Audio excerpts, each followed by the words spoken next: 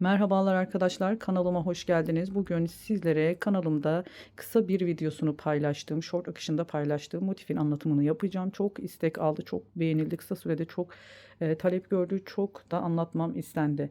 Hemen ben de bir tane çalıştım. Sizlerle diğerini de detaylıca anlatacağım. Bunu ben pamuk, koton bir iple ördüm arkadaşlar. İnce neye uygun olabilir? Bu koton iplerle örecekseniz yazlık, tığ işi, bluzlarda, hırkalarda.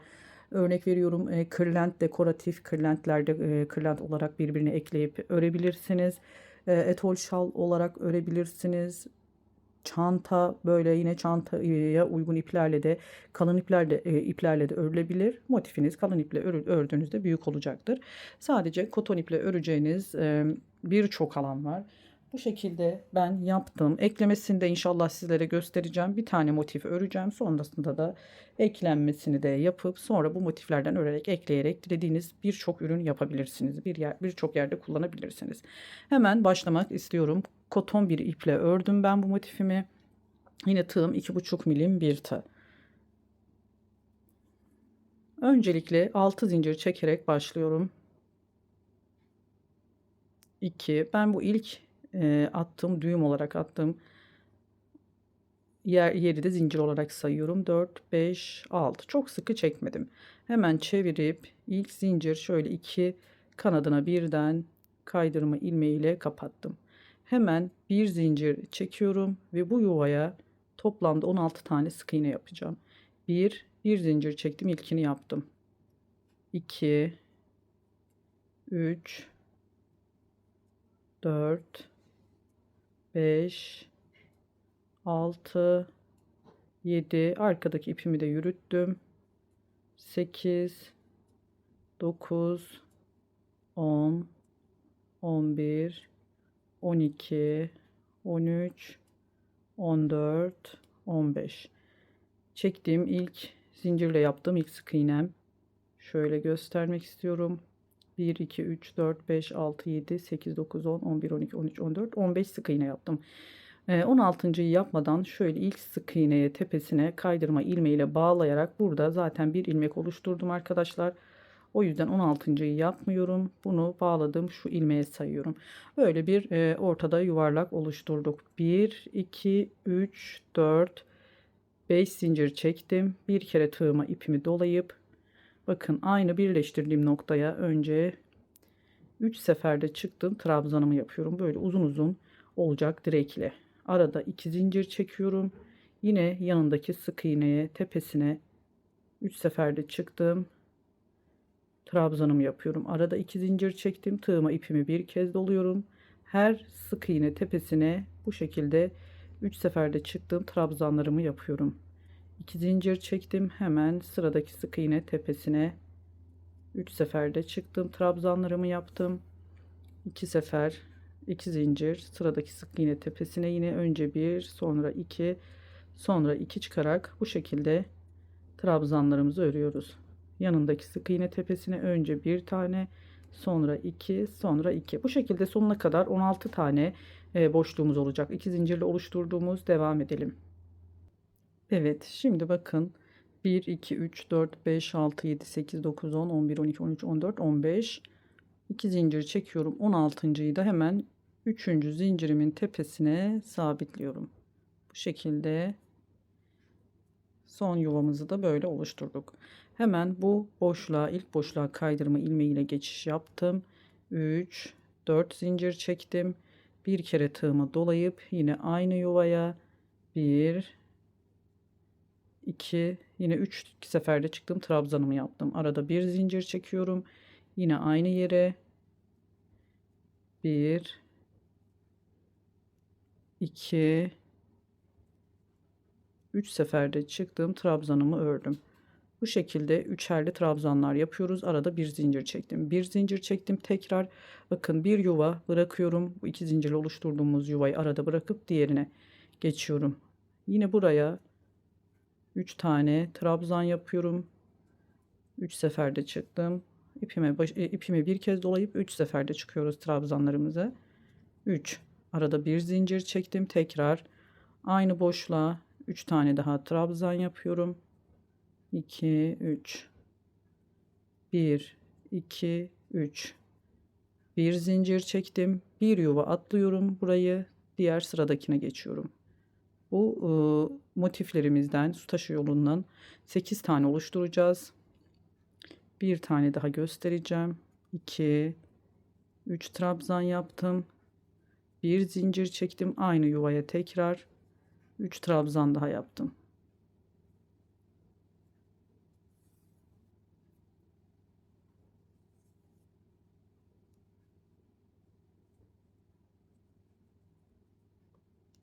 Bir zincir çektim. Bir yuva atlıyorum. Diğerini direkt trabzan yaparak başlıyorum. Bu şekilde sonuna kadar toplamda 1, 2, 3, 8 tane olacak bu su taşı modelimiz. Sonuna kadar gelelim arkadaşlar. Evet, sonuncusunu yaptım. Bakın 1, 2, 3, 4, 5, 6, 7, 8. Bir zincir çektim. Hemen şu ilk zincir tepeme sabitliyorum. Bu şekilde orta kısmını tamamladık. Hemen yanındaki trabzana bir kaydırma, diğer yanındaki trabzan tepesine bir kaydırma. Bu aradaki bir zincirlik yuvaya yine bir kaydırma yaparak tam ortayı buldum. Burada şimdi 2, 3, 4, 5, 6 zincir çektim ve iki motif arasında, yani su taşı yolu motifimizin arasındaki bu bir zincirlik bağlantı noktasına öncelikle bir file boşluğu oluşturdum. 1, 2, 3, 4, 5, 6 zincir çektim. Hemen sıradaki bu su taşı yolumuzun arasındaki bir zincirlik kısma yine kapattım. 1, 2, 3, 4, 5, 6 zincir. Aradaki boşluğa 3 tane bu şekilde getirdik. 1, 2, 3, 4, 5. Evet, sonuna geldim. Bakın burada toplamda 1, 2, 3, 4, 5, 6, 7, 8 tane su taşı modelimizi yaptık. Bir zincir çekiyorum. Bu zincir tepesine sabitledim. Sıradaki trabzan tepesinden bir kaydırma, sıradakinden bir kaydırma ve ortadaki bir zincirlik boşluğu bulduk. Burada 1, 2, 3, 4, 5, 6 zincir çekip şu aradaki bağlantı noktamıza bir tane sık iğne ile bir boşluk oluşturdum. Hemen 1, 2, 3, 4, 5, 6 zincir çektim. Sıradaki bu köşe noktalarımız olacak. Şöyle göstermek istiyorum. Sıradaki su taşı modelimizin tam ortasına bu şekilde ikili trabzan yapıyorum. 1, 2, 3, 4, 5 zincir çektim. Aynı yere tekrar ikili trabzan yaptım. Sadece şu köşe noktalarımızda 5 zincir çekiyoruz ve iki seferde çıktığımız şu iki trabzanı yapıyoruz. 2, 3, 4, 5, 6 zincir çektim tekrar. Sıradaki bir zincirlik aradaki bağlantı noktasına oluşturdum. 1, 2, 3, 4, 5, 6 zincir çektim. Hemen modelimizin ortasına bir file boşluğu oluşturduk tekrar. 1, 2, 3, 4, 5, 6 zincir çektim. Yine aradaki bu noktaya 3 tane file boşluğumuz olacak. 1, 2, 3, 4, 5, 6 zincir. Şimdi ikinci köşemizi oluşturuyoruz. 2 trabzan, ikili trabzanla çıktım buraya köşemize. 1, 2, 3, 4, 5 zincir çektim bu köşede. Ve yine ikili trabzanla aynı yere bir tane daha trabzan yaptım. 2 seferde çıktım. 1, 2, 3, 4, 5, 6 zincir. Sıradaki ara boşluğuna yine file boşluğu oluşturdum. 1, 2, 3, 4, 5, 6 zincir. Yine bu araya 3 tane file boşluğu 6 zincirle oluşturuyoruz. Battığımız yerlerde zaten birer zincirlik şu aralar. Hem su taşı modelimizin arasındaki kısımlara batıyoruz hem de bu bağlantı noktalarına. 3 tane file boşluğu olacak. Üçüncüyü yapıyorum. Bakın. Üçüncü köşemiz oluyor burada. 6 zincirle ikili trabzan yaptım buraya. Tekrar 5 zincir çekiyorum. Buraya bir tane daha ikili trabzan örüyorum. 1 2 3 4 5 6. Burada üçüncü köşemiz oluyor. Yine sık iğne ile kapattım. Sadece köşelerde ikili trabzanla çalışıyoruz. 1 2 3 4 5 6. 1 2 3 4 5 6. 1 2 3 4 5 6. 1 2 3. Burası dördüncü köşemiz olacak arkadaşlar. Bakın. İkili trabzanla buraya geldim. Yine 5 zincir çekeceğim. Aynı yere bir ikili trabzan daha yapıyorum. 1 2 3 4 5 6 zincir çekip hemen ne yapıyoruz? Şu aradaki boşluğa kapattım. 1 2 3 4 5 6 zincir çekiyorum ve ilk başladığım noktaya kaydırma ilmeği ile birleştirdim. Bu şekilde bu sıramızda yapıldı. Şimdi bir üst sıraya geçiyoruz. Evet, şimdi ne yapıyoruz? Şu zincir içine battık. İki kez de zincir içlerine batarak haydırma yapacağım. Tam ortayı bulacağım arkadaşlar. Şöyle sıradaki zincir boşluğuna bu şekilde tam ortayı buluyoruz. 1 2 3 4 5 6 zincirle ne yapıyorum? Sıradaki tam köşe noktamıza geldik. 1 2 zincir çektim burada ve hemen bu tam 5 zincirlik boşluğumuza, köşemize yine üçlü 3 seferde çıktığım trabzanlarımı öreceğim. 2 3 4 tane 3 seferde çıktım trabzanımı yaptım. 1 2 3 zincir çektim, yine aynı noktaya 4 trabzan daha yapıyoruz.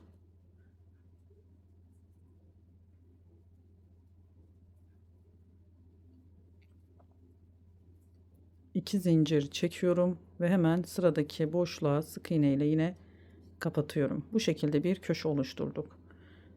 1 2 3 4 5 6. Çok gevşek zeliniz. Bu aradaki zincir sayılarını, yani şu sıralardaki zincir sayılarını 5 zincirde çekebilirsiniz siz. 1 2 3 4 5 6. Ben çünkü gayet elimi sıkı tuttum bu motifte. 6. Yine hemen köşe noktamıza geldik. 3 boşluk oluşturarak 2 zincir yine çekiyorum. Burada 5 zincirlik noktaya 4 tane üçlü trabzan yaparak buradaki köşemizi oluşturuyoruz. 3 4 3 zincir çektim. Yine aynı noktaya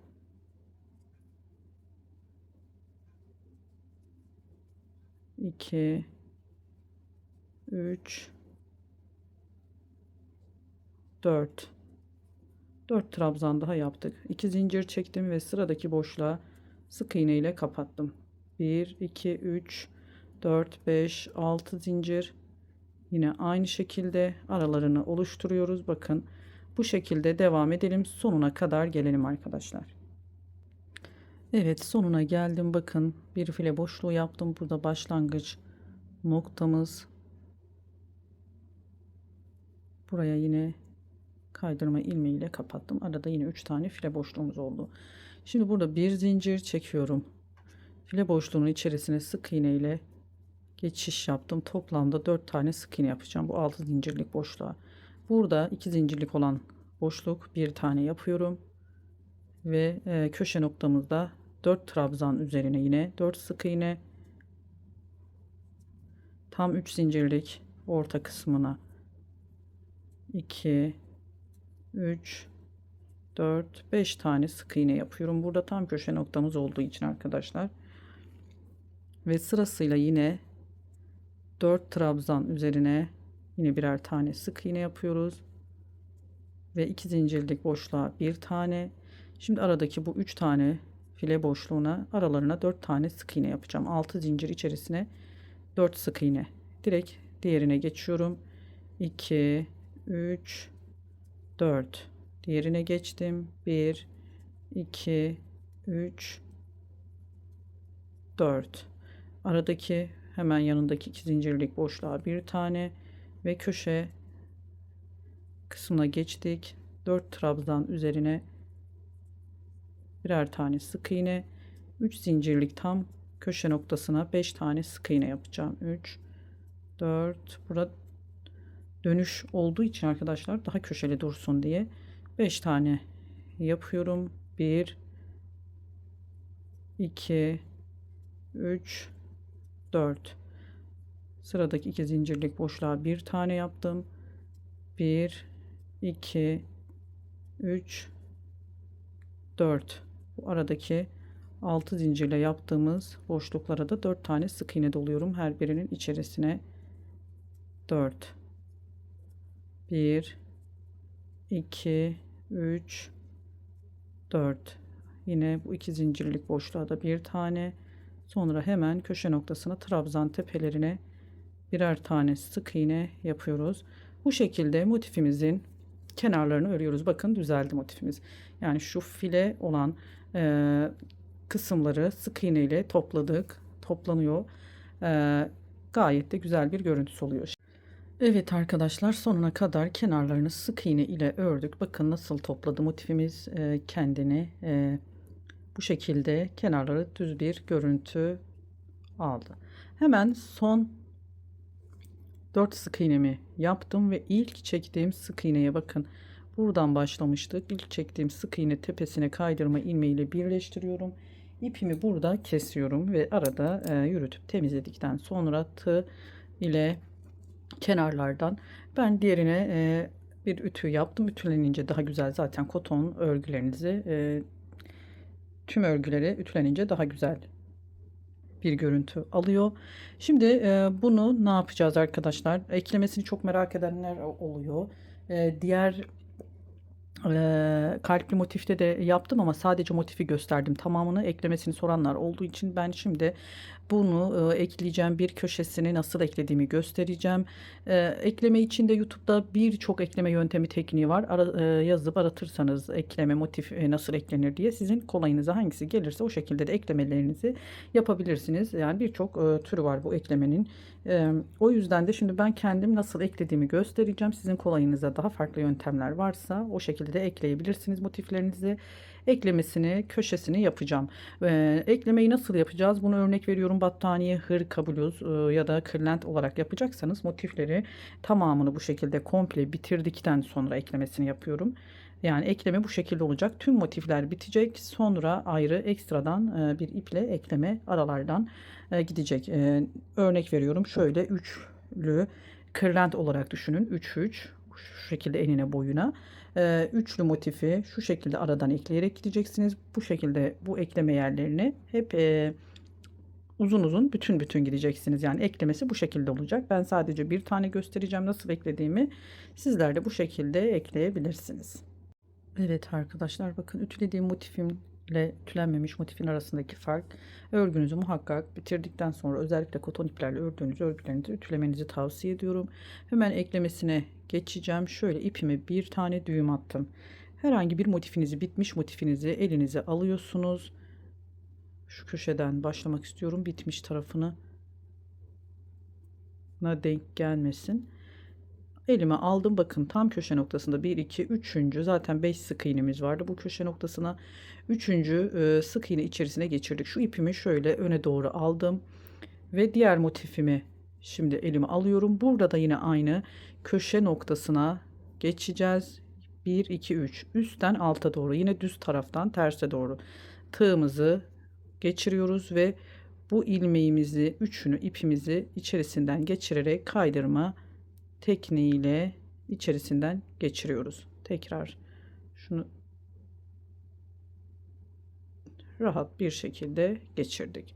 Şimdi ne yapıyoruz? Şöyle bakın, gördüğünüz gibi iki düz köşesi birleşmiş oldu. Bu ipimiz arada kalacak. Biz sıradaki sık iğneye üstten alta doğru,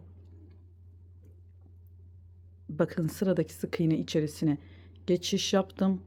İpim arada altta kalacak. Burada da yine aynı şekilde üstten alta geçiş yapıyorum ve aradaki ipimi bu ilmeklerin içerisinden kaydırma ilmeğiyle geçirdim. Yine aynı şekilde sıradaki sık iğneye üstten alta doğru geçirdim tığımı. Burada da yine üstten alta doğru geçirdim. Aradaki ipimi şöyle tığım hepsini birlikte kaydırma ilmeğiyle çektim. Yine sıradaki sık iğnemi, her sık iğneyi muhakkak karşılıklı ekliyoruz. Bakın, birkaç tane eklediğinizde çok kolay arkadaşlar. Sıradaki sık iğne, aradaki ipimizi içerisinden kaydırma ilmeğiyle geçiriyoruz. Sıradaki sık iğneye yine üstten alta geçiriyoruz. İster böyle tamamına batın sık iğnelerin arkadaşlar, isterseniz tek dallarına batarak da bunu yapabilirsiniz. Bu şekilde de ekleyip tek dallarına da batabilirsiniz. Onu da şimdi biraz yarısında onu da göstereceğim. Örnek veriyorum. Burada da şu şekilde yapacaksınız. Alta kalan tek dalları. Bakın şimdi sıradaki sık iğnemin alta kalan tek dalına, aradaki farkı görün. Hangisi hoşunuza gidiyorsa o şekilde eklemenizi yapın. Bakın, iç kısmı kalan alt tarafa kalan tek dallarına batarak bu şekilde de eklemenizi yapabilirsiniz. Dilerseniz sık iğnemizin tamamına, dilerseniz alta kalan tek şu kanatlarına alarak karşılıklı eklemenizi tamamlayabilirsiniz.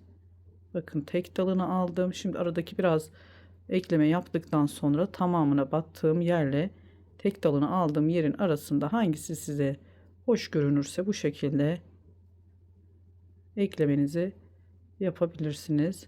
Komple motiflerinizi bitireceksiniz bu eklemede.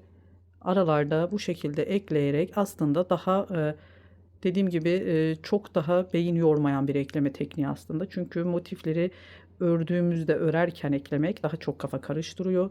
Bu tamamını bitirip bu aralardan eklemek daha kolay, daha basit bir yöntem. Şöyle bir iki tane daha şöyle tek kanadından aldım ve geçirdim. Bakın aradaki farkı. Hangisi hoşunuza gidiyorsa, bu tek kanatlarından aldığımız yer biraz daha düz bir görüntü oldu. Diğer iki kanadına birden battığım kısımda şu kısım arkadaşlar, bakın. Sizin hoşunuza hangisi gidiyorsa iki taraflı, iki yönlü de güzel. Sonuna kadar geliyorsunuz. Ta ki şu köşeye kadar karşılıklı sık iğnelerimizi ekleyelim. Evet, bakın sonuna geldim. Tam köşe noktasına yine bu köşelerden de 3. ilmeğe gelene kadar eklememi yapıyorum. Arkadaşlar bakın, üstten alta doğru sık iğnemi batıyorum. İpimiz sürekli arada. Bu tarafta da yine üstten alta ve kaydırma ilmeğim arada kaydırma ilmeğiyle hepsini çekiyorum. Yine bakın, üçüncüyü gelene kadar kapattık. Burada bir zincir çekeceğim ve eklememizi tamamladık. Ne yapacağız? Biz bunu bu şekilde, diyelim ki üçerli motiflerimizi ekleyeceksek, motiflerimizi hep bu şekilde dizip aynı aradan yürüterek ilerleyeceğiz. Çok basit. Bu şekilde de yine aynı bu tarafı bitirdiğimizde yine bu kısmı da birleştireceğiz. Bu şekilde ben çanta yapımı da anlatmıştım, motiflere eklediğim şekliyle. Eklemeyi yapacağınız güzel bir ekleme yöntemi. Bu kadardı arkadaşlar. Beni sabırla dinlediğiniz için çok teşekkür ediyorum. Çok anlatmamı istenilen bir motifte. Eklemeyi de sizlerle paylaşayım. Ne yapacaksanız bu şekilde ekleyerek yaptığınız ürünü güzel bir görüntü ortaya çıkarabilirsiniz. Başka bir videoda görüşmek ümidiyle. Hoşça kalın. Allah'a emanet olun.